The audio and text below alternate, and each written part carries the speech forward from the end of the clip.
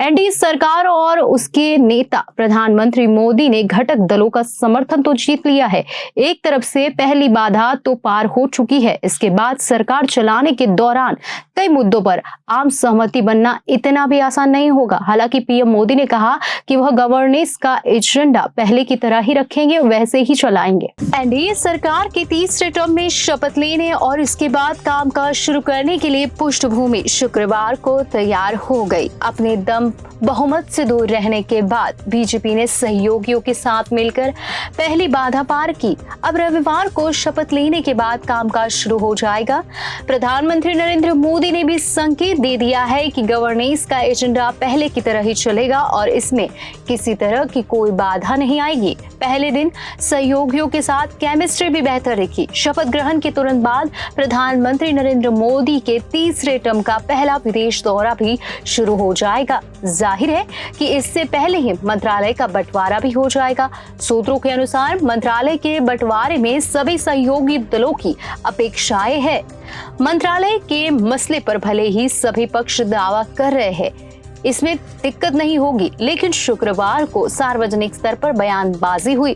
JDU से नवनिर्वाचित सांसद लवली आनंद के पति आनंद मोहन ने बयान दे दिया कि जेडीयू का रेल मंत्री पर हक बनता है। उन्होंने बिहार को स्पेशल पैकेज दिए जाने की भी मांग की। बीजेपी को सबसे बड़ा समर्थन बिहार और आंध्र प्रदेश से मिल रहा है, जबकि यही दोनों राज्य हैं जो पिछले कुछ सालों से केंद्र सरकार से स्पेशल पैकेज देने की मांग कर रही है।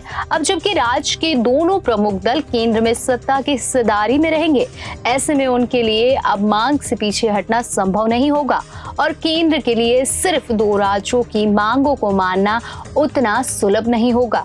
2019 में चंद्रबाबू नायडू एनडीए से इसी मुद्दे पर अलग हुए थे। वही दोनों राज्यों में विपक्षी दल इन क्षेत्रीय दलों पर अभी से दबाव बनाने लगी है।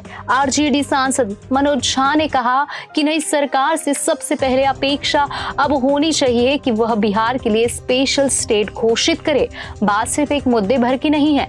आंध्र प्रदेश में भी टीडीपी सुप्रीमो चंद्रबाबू नायडू के बेटे और पार्टी नेता नारा लोकेश ने एक इंटरव्यू में कहा था कि उनकी पार्टी आंध्र प्रदेश में मुस्लिम आरक्षण के पक्ष में है। मालूम हो कि इसे मुस्लिम आरक्षण का बीजेपी ने तीव्र विरोध किया है और इस आम चुनाव में उसे बड़ा मुद्दा भी बनाया है। बीजेपी ने इस आरक्षण को समाप्त करने की बात कही है। आंध्र प्रदेश में टीडीपी को मुस्लिम वोट का सबसे बड़ा हिस्सा मिलता है।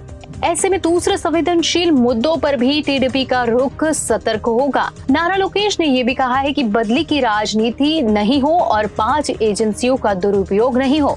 इसी तरह एक दिन पहले ही जेडीयू ने अग्निवीर और यूनिफॉर्म सिविल कोड पर सतर्क बयान दिया था। उसी तरह महाराष्ट्र में एकनाथ शिंदे की शिवसेना और अजित पवार की एनसीबी के साथ अभी संतुलन इसलिए भी महत्वपूर्ण है क्योंकि वहां इसी साल के अंत में विधानसभा चुनाव होने वाले हैं। वहां एनडीए ने आम चुनाव में 2019 के मुकाबले बहुत औसत प्रदर्शन किया है।